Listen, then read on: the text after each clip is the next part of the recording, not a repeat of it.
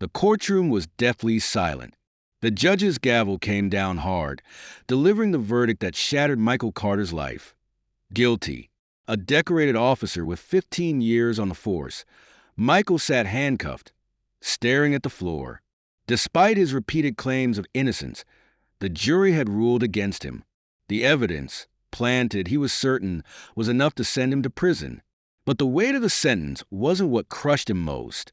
It was knowing he'd have to leave Luke, his loyal K-9 partner, behind. Luke sat near the back of the courtroom, his sharp gaze locked on Michael. The German Shepherd had been more than a partner. He had been Michael's constant companion through life-or-death moments. Now, as Michael faced the lowest point of his life, the thought of never seeing Luke again was unbearable. When the judge rose to leave, Michael's voice broke through the tense silence. "Your Honor," he said, his voice cracking. "But before I'm taken away, I have one last request. Please let me say goodbye to Luke." The courtroom murmured in surprise. The judge stopped, studying Michael for a long moment. Finally, he nodded, his voice firm but sympathetic. 3 minutes, he said. As soon as Luke was released, the dog sprinted toward Michael, his claws clicking loudly on the floor. Michael dropped to his knees, pulling Luke into a tight embrace. "I'm so sorry, buddy," Michael whispered, tears streaming down his face. "I let you down. I won't be there anymore," Luke whimpered, nuzzling into Michael's chest. But then something changed. Luke's body tensed, and his nose began to work frantically against Michael's jacket. He tugged at the fabric, barking sharply. The sudden sound broke the solemn stillness of the courtroom, drawing every eye. "What's the dog doing?" the judge asked, frowning. Luke pulled harder, his sharp barks echoing off the walls. One of the officers stepped forward cautiously and began to check Michael's jacket. The tension in the room became suffocating. Then, with a metallic clink, a small object fell to the floor. It was a recording device. The prosecutor's face went pale. He stepped forward quickly, his voice shaky. "This doesn't prove anything," he snapped, trying to regain control of the moment. But Luke barked again, his alert stance unyielding. The truth was clear. Whatever was on that device mattered. Michael stared at the small recorder, his heart pounding. For the first time in weeks, hope flickered.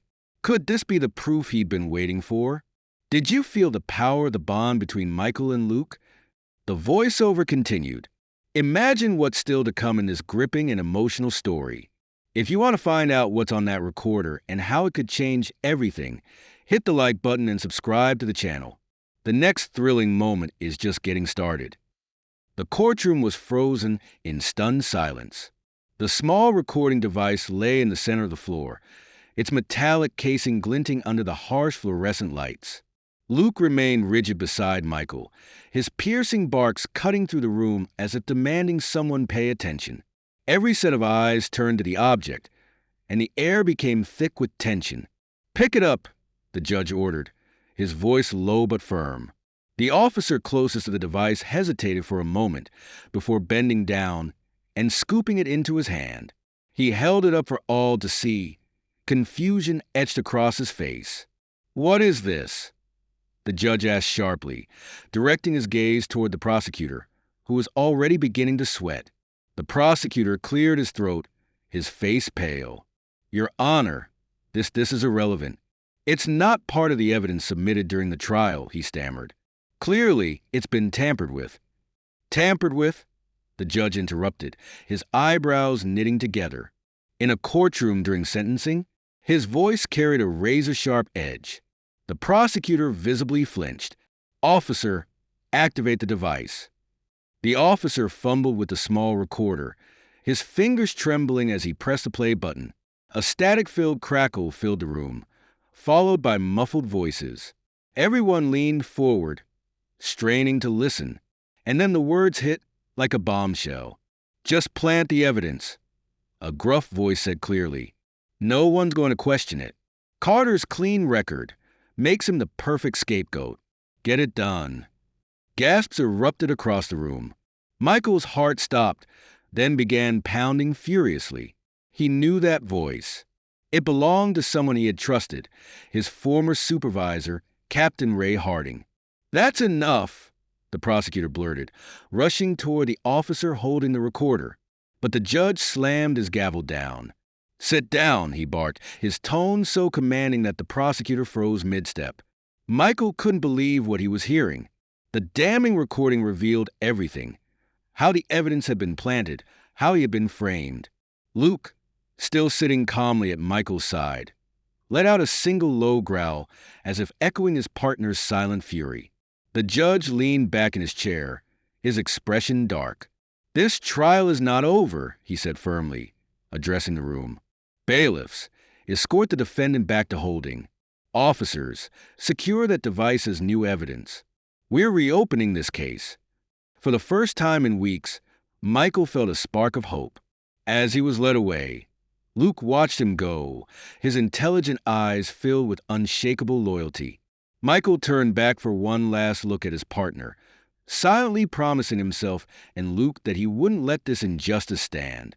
Back in the cold holding cell, Michael sat on a hard bench, staring at the blank concrete wall. His mind raced with everything that had just happened. Luke's sharp instincts had uncovered what no one else had, proof of a setup. That recording was his lifeline. But the revelation wasn't just a relief. It was a betrayal. Captain Ray Harding, the man who had mentored him for years, was behind it. Michael clenched his fists, his jaw tightening. How deep did this go? Meanwhile, in the judge's chambers, tension ran high. The judge sat at his desk, replaying the recording on a secure device. The voices were unmistakable. Captain Harding's commanding tone, paired with another voice Michael didn't recognize, revealed a calculated conspiracy. The judge's eyes narrowed. He pressed a button on his intercom. "Summon Captain Harding to my office immediately," he said curtly. Outside the courtroom, Harding had been waiting to ensure Michael's sentencing went smoothly, at least for his plan. But when the bailiff approached him with the judge's sudden summons, a flicker of unease crossed his face. He rose stiffly, adjusting his tie, and followed the officer down the hall. Inside the chambers, the judge's expression was unreadable. As Harding entered, the captain offered a polite nod, but his shoulders were tense. "You called for me, Your Honor?" Harding asked, his voice steady, though his eyes flicked nervously toward the recording device on the desk. "I did," the judge replied, leaning forward. He tapped the recorder with his finger. "Care to explain this?" Harding's facade of confidence faltered for a split second, but he quickly masked it with confusion. "I'm not sure what you mean, Your Honor," he said evenly. The judge pressed play once again. The damning words filled the room. Harding's face drained of color, but he recovered quickly. "Your Honor, this is absurd," Harding said, forcing a chuckle. "That could be anyone. You can't seriously think." "I don't think," the judge interrupted, his voice hard. "I act on evidence," the judge said, gesturing to the recorder. "This is evidence of a crime. Multiple crimes, in fact." Before Harding could respond, two bailiffs entered the room. Panic flashed in his eyes as they approached him. "What are you doing?" Harding demanded, his voice rising. "You can't. You're being detained for questioning," the judge said firmly. "Until we get to the bottom of this, you're a suspect in the obstruction of justice and falsifying evidence." As the bailiffs led a protesting Harding away, the judge leaned back in his chair, exhaling deeply. The web of corruption was unraveling fast, and Michael Carter's story was far from over. The recording's discovery had thrown the entire department into turmoil. As Captain Harding was taken into custody, whispers of corruption spread like wildfire among the officers. Meanwhile, Michael sat in his holding cell, unaware of the storm brewing outside. His thoughts lingered on Luke. The loyal K-9 had been the one to uncover the device, and now Michael couldn't help but wonder. What else could Luke find? What else could he expose? Luke was taken to the department's K-9 unit for evaluation. Officer Sarah Mitchell, one of Michael's closest colleagues, had volunteered to look after the dog until the case was resolved. Luke seemed restless. pacing in his kennel, and occasionally letting out sharp barks that echoed through the otherwise quiet building. "He knows something's wrong," Sarah muttered, watching him from outside the kennel. She crouched down, looking Luke in the eyes. "Don't worry, buddy. We'll figure this out." But as Sarah stood up, her gaze shifted to Luke's nose, which was pressed against the gate, sniffing intently at her jacket. Her stomach churned. Was this behavior connected to Michael's case, or was she imagining things? She hesitated for a moment before opening the kennel door. "All right, boy," she said, grabbing Luke's leash. "Let's see if you're trying to tell us something." She brought Luke to Michael's locker in the department storage room. The dog immediately began sniffing and pawing at the lower compartment. Sarah's heart raced as she unlocked it and opened the door. Inside, beneath a few folded uniforms, was a small, unmarked envelope. Her hands trembled as she pulled it out and opened it. Inside were photographs, grainy but damning. They showed a man, clearly Captain Harding, meeting with a known criminal. A document tucked behind the photos outlined transactions that implicated Harding in a bribery scheme tied to the very case that had led to Michael's arrest.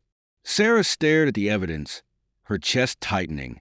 "Luke," she whispered, her voice breaking, "you just found the smoking gun." Realizing the magnitude of what she had uncovered, Sarah immediately contacted the judge's office. The photos and documents, combined with the recording Luke had uncovered, painted a clear picture of Harding's guilt. But Sarah knew this wasn't over. If Harding had orchestrated this setup, he likely hadn't done it alone. Luke sat beside her, his steady presence grounding her as her mind raced. "Michael was right," she said softly, scratching behind Luke's ears.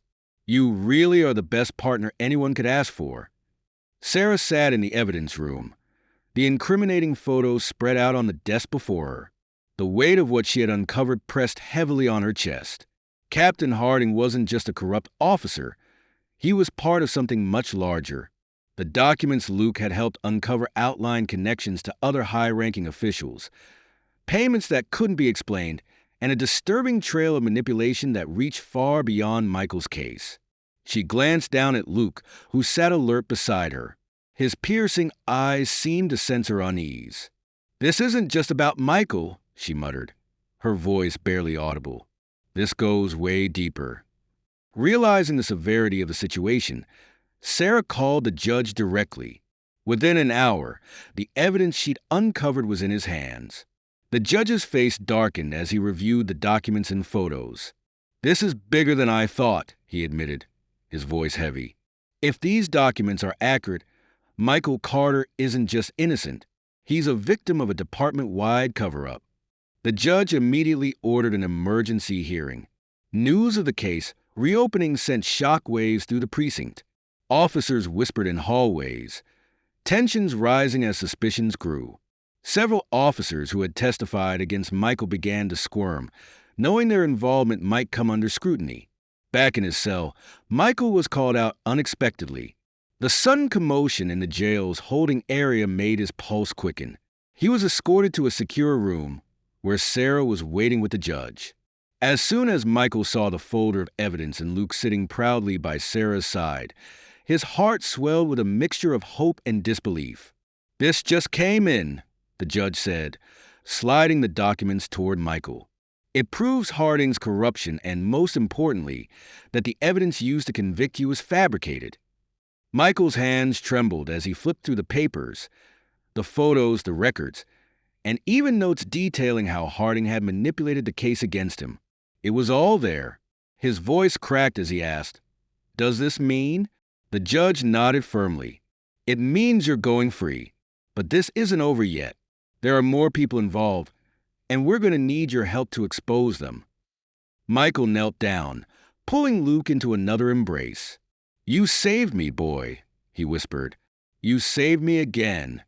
As Luke wagged his tail, the relief in the room was palpable. But Michael knew this was just the beginning. Whoever had orchestrated this went deeper than Harding. There were more layers to uncover, and Michael wouldn't rest until the entire truth was brought to light. "What do you think will happen next?" the voiceover asked. Will Michael uncover the full truth behind this conspiracy? Share your thoughts in the comments. Michael stepped out of the courthouse for the first time as a free man, but the weight of what lay ahead was far heavier than the shackles he had just shed. Reporters swarmed the steps, shouting questions about his release, the reopened case, and the corruption scandal brewing within the department. Michael ignored them, his focus solely on Luke, who trotted faithfully at his side. The sight of his loyal K-9 partner brought a flicker of hope amid the chaos. Inside the courthouse, the judge had convened a special task force to investigate the growing web of corruption. Sarah, now an integral part of the team, was leading the charge. The photos, recordings, and financial records Luke had helped uncover pointed to a sprawling network of bribery and evidence tampering involving multiple officers and even external players. Captain Harding was just the tip of the iceberg. "We need your help," Sarah said, catching up to him outside the courthouse. "No one knows this department better than you." Michael hesitated, his jaw tightening. He had spent his entire career trusting the badge, believing in the integrity of the system. Now that trust was shattered. But as he looked down at Luke, the dog's calm, determined eyes reminded him of why he had joined the force in the first place. "I'm in," he finally said. "But I'm not doing this for the department. I'm doing it for the truth and for every officer who's still fighting for what's right." The investigation began in earnest. Sarah and Michael worked tirelessly, piecing together timelines, cross-referencing cases, and interviewing officers who had worked closely with Harding. Some were willing to cooperate, but others stonewalled, their silence raising more suspicions. Luke played a surprising role, sniffing out hidden files and leading them to overlooked evidence during searches of Harding's office and locker.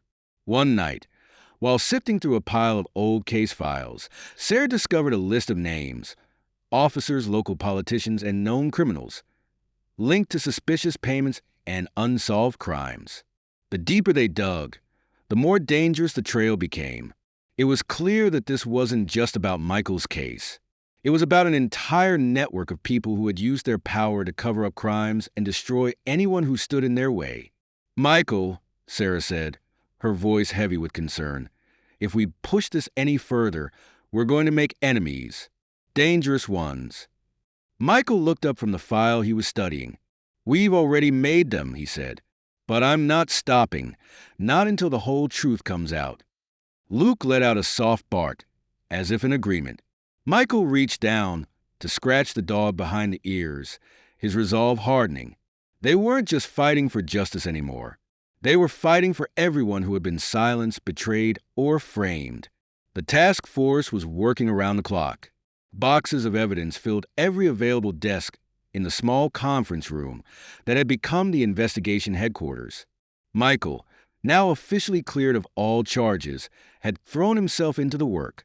The deeper they dug, the more twisted the web of corruption became.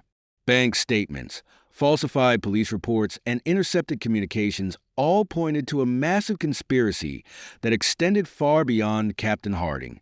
Sarah placed a thick folder in front of Michael, her expression grim. "We've identified at least 6 other officers who were in on this," she said. "Some of them are high-ranking, and it gets worse. There's evidence tying them to organized crime." Michael leaned back in his chair, his mind racing. These weren't just rogue officers breaking the rules for personal gain. This was an orchestrated operation, blending corruption within the department with criminal enterprises outside of it. "If this is as big as it looks, we can't handle this alone," he said. "We need to take this federal." But Sarah shook her head. "Not yet. We're still missing key pieces. If we take this to the FBI now, and they leak it, the whole operation could scatter. We need something definitive, something that locks these people in place." Their conversation was interrupted by Luke, who suddenly stood up from where he had been lying by Michael's feet. The dog's ears perked as he trotted toward the door, sniffing the air. Michael frowned. "What is it, boy?" he asked, following Luke. Luke led Michael to the far side of the conference room, where a stack of old case files sat in disarray. Sarah followed, watching as Luke began to paw at one particular box. Michael opened it, his heart pounding. Inside were files from a case closed 5 years ago, a drug bust that had supposedly resulted in a clean sweep of arrests. But as Michael flipped through the documents, he noticed glaring inconsistencies. Names had been erased, and some sections of the reports were blacked out. "This doesn't make sense," Michael muttered. "These aren't standard redactions. Someone doctored these files." Sarah leaned over his shoulder. "Look at this," she said, pointing to a handwritten note at the bottom of one report. It was a signature, Captain Harding's. The drug bust had been the perfect cover. But the evidence in the box suggested that the operation had been a smokescreen to eliminate rivals in the drug trade while shielding certain criminals who were paying off the department. Michael clenched his fists. "They were playing both sides," he said, anger lacing his voice. "And they ruined good officers' lives to do it." As they continued sifting through the files, Michael's phone buzzed. It was a text from an anonymous number. Asterisk, "You're digging too deep. Stop, or you'll regret it." Asterisk, he stared at the screen for a long moment before showing Sarah. She looked up at him, her face pale but determined. "They're scared," she said. "That means we're getting close." Michael glanced at Luke, who sat calmly by his side, as if ready for whatever came next. "Let them come," he said. "We're not stopping now." Michael stared at the text on his phone. Asterisk, "You're digging too deep. Stop, or you'll regret it." Asterisk, the message sent a chill through him. It wasn't just a vague warning. It was a direct threat. He showed it to Sarah, who leaned over the desk, her expression grim. "This isn't random," she said quietly. "They know exactly what we're working on. They've been watching us." Her words hung heavy in the air, the weight of their situation settling in. As the rest of the team left for the night, Michael and Sarah stayed behind, determined to uncover the missing piece of the puzzle. Luke lay by Michael's feet, his ear occasionally twitching as he rested. "We're close, but we're still missing the key," Sarah said, sifting through the files. She pointed to a document Michael hadn't noticed before. "Look at this. Every major bribe and erased report ties back to one name, AR. They're the ones pulling the strings." Michael's eyes narrowed as he stared at the initials. "AR," he muttered. "They've stayed hidden this long. But if we find them, this whole operation crumbles." Suddenly, Luke stood up, his body tense. His ears flicked forward, and he let out a low growl. Michael looked down at him, alarmed. "What is it, boy?" he asked. But before Sarah could answer, the lights in the conference room flickered and then went out completely. The room was plunged into darkness. Sarah froze, her hand instinctively reaching for her weapon. "That's not a power outage," she said, her voice low and steady.